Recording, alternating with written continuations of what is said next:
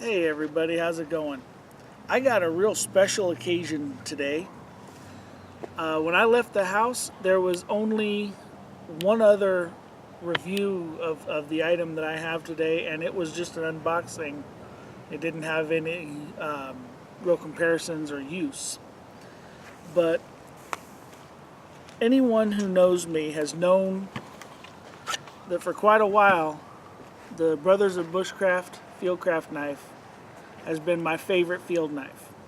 I use this all the time. I use it at home. I use it when I'm in the woods. It's an extremely comfortable knife for me to use. Well, a few years ago, Tops came out with this idea they were going to make a folder. And then they kept not making it. Well, it has finally been released. And a good friend of mine saw how much it cost, realized I wasn't going to be able to get one, and got me one. So today I'm going to be looking at the Brothers of Bushcraft Fieldcraft Folder. And I brought my BoB with me to do a side-by-side comparison. I've got the statistics side-by-side here, which is why I have to have my glasses on, because there's no way I can read that without them right now. But we're going to do this a little bit more systematically than some of my videos, because I do realize some of my videos are a meandering path. So we're going to start off with stats. Now, in appearance, you would think that those are the same, but they're not.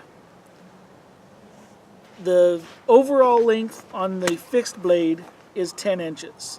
The overall length on the folder is 9.88 inches open, 5.5 inches closed. The blade on the fixed is 4.75 inches. The blade on the folder is 4.38. Cutting edge on the fixed is 4.5. And that extra quarter inch is the little hand guard there, finger guard there. The cutting edge on this is the full 4.38. The fixed blade is 0.190 thick. The folder is 0.160 thick. They are both 1095 RC. They are both treated to a 56 to 58 hardness. This comes with a black traction coating on it. And normally when you think traction coating, you think Line-X. This is my BK7. This is a new knife to me also. I've just barely had a chance to get a little bit dirty. I tried cleaning it, but I did scuff the Line-X a little.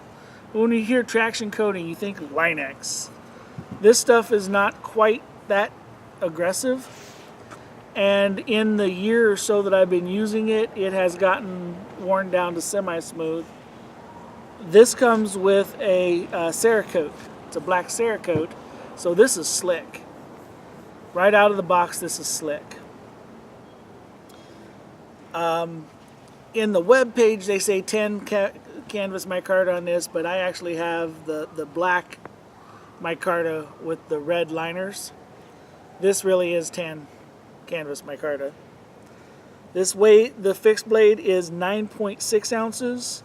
The folder is 7.5 ounces, 11.2 ounces with the sheath. This comes with this Kydex sheath. I did not like the little 3-piece magnesium and ferro rod thing that came with this. So I took one of my ferro rods and this is the biggest rod that would fit in comfortably in the holder that came attached to it. And I just put a little bit of cord on there with a Ziploc on it. The sheath for the folder is a leather sheath. Now, if you're old like I am, you remember the Buck 110 Hunters and everybody carrying a Buck 110 Hunter in a leather sheath that looked a lot like this on their belts in the 70s and early 80s. If you're young, you don't remember that, so go tell your mom she wants you. Just kidding. A word about this sheath. This is really good quality leather. It's nice thick leather. It's got double row of stitching on it. It's formed up really nice. You've got a scout carry option and a standard carry option. But when this first came out of the box and I put my knife in it, that is a tight fit. And it took, the first couple of times it took both hands to get it to snap on there, and it's already stretching out a little bit, and that's a good thing. I don't mean that to sound like a bad thing. It being that tight when you first get it is a good thing, because leather is going to stretch, especially once I get some mink oil on this, because I like to protect my leather with mink oil. It's going to stretch out a little bit, so having it be really tight right now means it's not moving around any, and even if it stretches out a little bit, it's not going to be moving around much. The formed part of it is plenty big, even with the belt clip or the pocket clip, but if I was going to start carrying this in this, which I don't usually carry my pocket knives in a sheath anymore, I would take that belt clip off just because it's going to scratch up the inside. So, that's the technical data. I can get rid of the notebook. I can get rid of this before I cut my arm off. Am I putting that in there? I don't care. Doesn't matter. Straight out of the package, I wear an extra large leather glove, and it generally takes some stretching and working in them to get them to be comfortable. I got big hands. For anybody that's got a BoB or held a BoB, you can see I'm right up against the finger guard there, and I'm filling that handle up. Now that's really comfortable, but if it was any smaller, it wouldn't be. I had that problem. There was a store here locally that had the Bracamo, and I love the blade on the Bracamo, but it's got a little upturn on the handle that makes it about a ½ an inch shorter than this one, and it just pushed into my pinky really hard. It was not comfortable for me to hold. But so that gives you right there a good measure of my hand.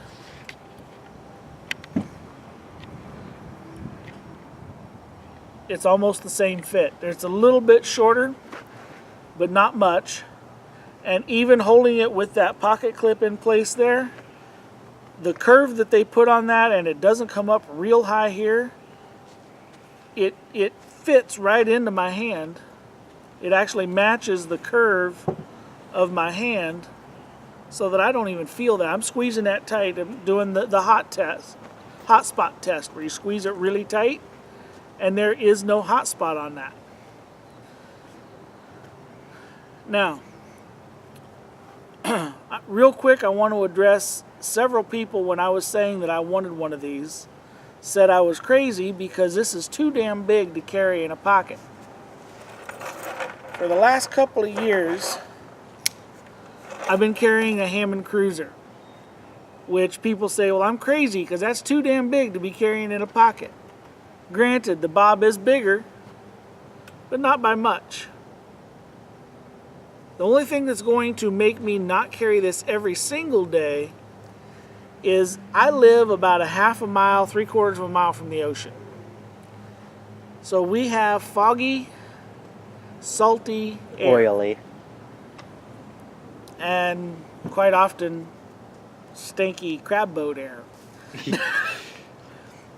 But so I am concerned about rust. I am going to start carrying this, but I'm going to not carry it every single day, and I'm going to make sure that it's got a good coat of oil on it every time I do carry it. But just to start off with, that is very comfortable if you have big hands. Now, the pocket clip. A lot of people were concerned about that pocket clip. That is a pretty thick piece of steel.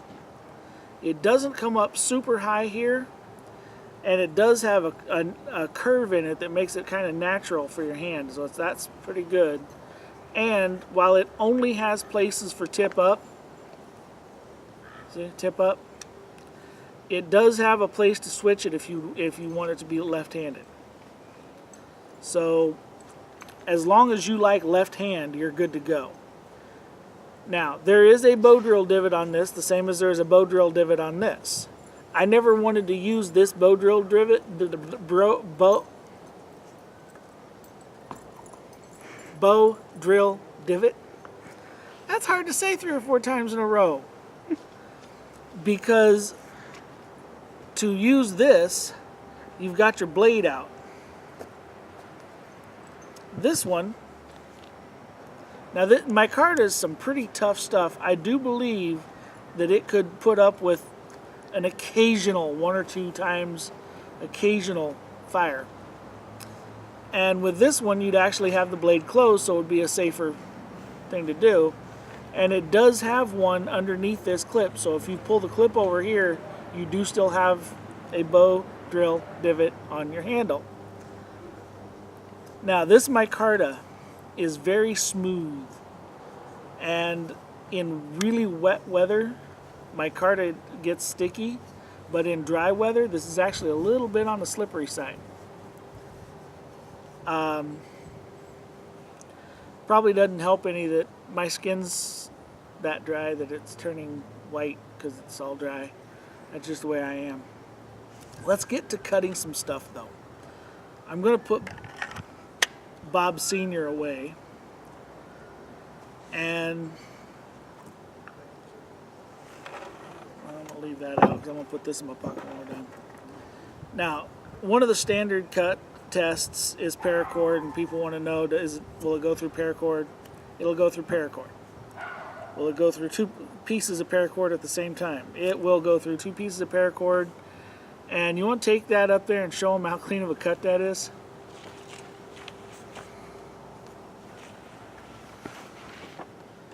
You guys online?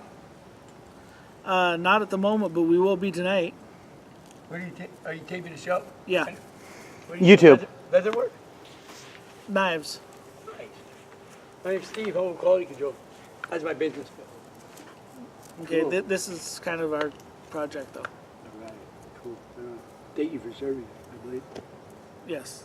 God bless you. Have a safe day, sir. Something that you don't see cut very often. This is that poly rope that's like a waxed poly rope that floats. And this stuff is actually, to my opinion, harder to get a clean cut on than paracord because it tries to come apart on you. And even this, I'm getting a nice clean. I keep grabbing the end that's not the loose piece. Take that up there.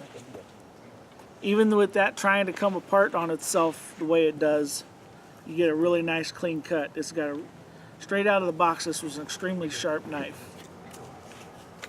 Now, it's a folder. I'm not going to baton with it. You want to do the apple before you do the stick that was on the ground? I want to do the apple before I do the stick that was on the ground. Can you grab me one? There should be a shamag over there that's not on the table. Or I can just use a bandana out of my pocket. Or pull the bandana out of that. Don't really need to get the shamag apple. Pull the bandana out of that and I can wash it. Because this is a little bit thinner blade than the fixed blade, it does a really good job of slicing.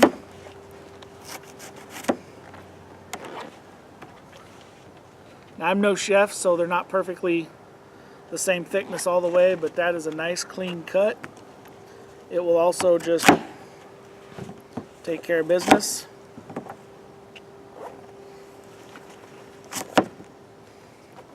Something I would be doing with my folder on a regular basis is cutting up apples because I like apples. I like bananas too, but cutting bananas is really not very impressive. Neither are my chef skills, so.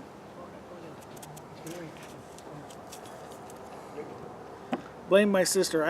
When I was a kid, I learned how to cook out of self-defense. If you'd ever eaten my sister's cooking, you'd realize what that means. Don't burn your water, people.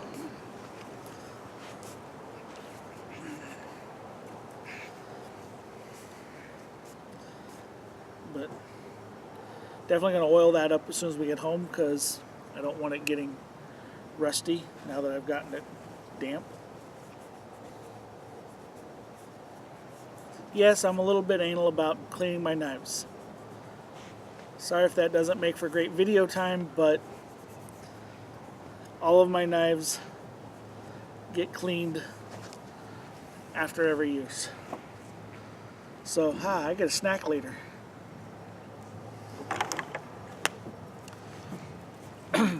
This is a good solid piece of wood, dry. It's been on the ground for a while. This is a folder. I'm not going to baton with it. I'm not going to do stupid stuff with it because, well, it's the only one I've got and I'm not going to break it for you. But I do want to show you that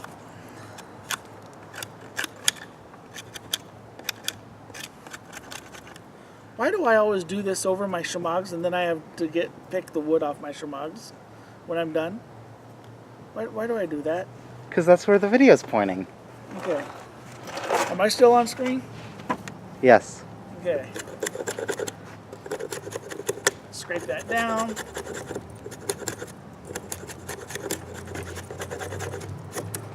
Okay. Get some feathers going.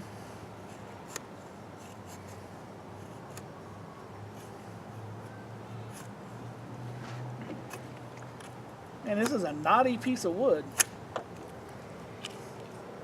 Wants a spank? No, not that kind of naughty. Not that kind of naughty. But this is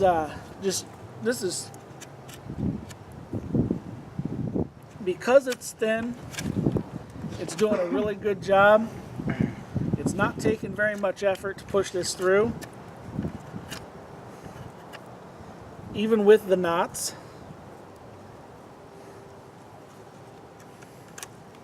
Now, something I would be willing to do with a folder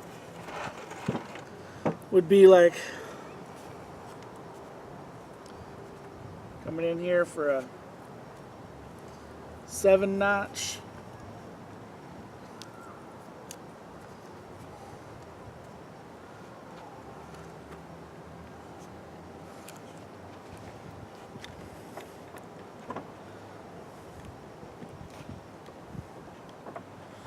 And having this blade be similar in size and shape to my bob that I'm used to using, I'm able to get, whoa, that's pretty thin curls.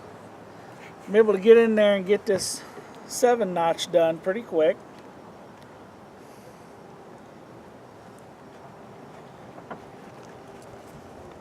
Now, I fooled around with this.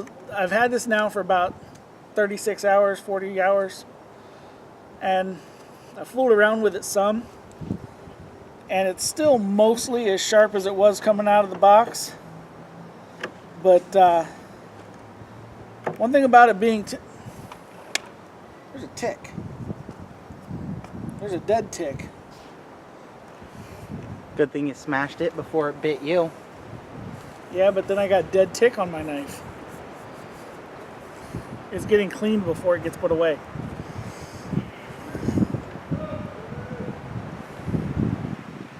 But because it's 1095, it's going to be relatively easy to sharpen in the field. It's going to be relatively easy to maintain in the field. I can use the same oil on this that I do on my fixed bob and my Beckers, which is olive. I like to use olive oil because then if I use it for food, It's food safe. It's food safe because it's food. But yeah. 2 really good oils you can get at the store. Olive oil, or 3 I guess. vegetable oil and mineral oil. Because then you can prep food with it after. I don't care for using vegetable oil because it has a tendency to go rancid faster.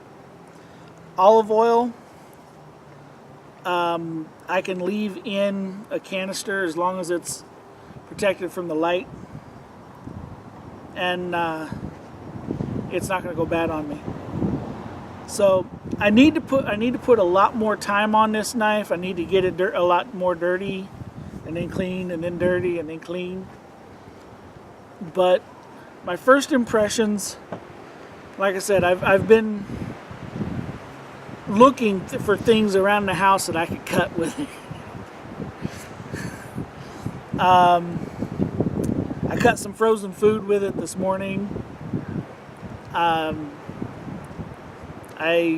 cut up a summer sausage with it last night.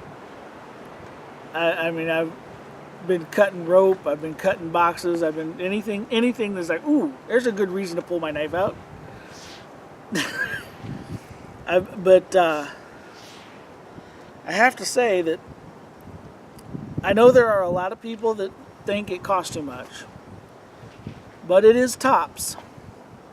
It's got a lifetime warranty. It's made in the USA. It's 1095 steel, something that Tops is really experienced with. The liner lock on this is extremely heavy. Take that up there and show them how thick that liner lock is. And it's solid locks too. When you open it up, you can hear it click into place. That is a good solid lock. This table is plastic, so I don't want to, but I mean, it's a good solid lock. It's not, there's no wiggle in it at all. When I close this sucker up, it is dead center. I mean, everything about this is the way I would want it to be, except for I would have liked to have had The thumb stud. a thumb stud. I have really been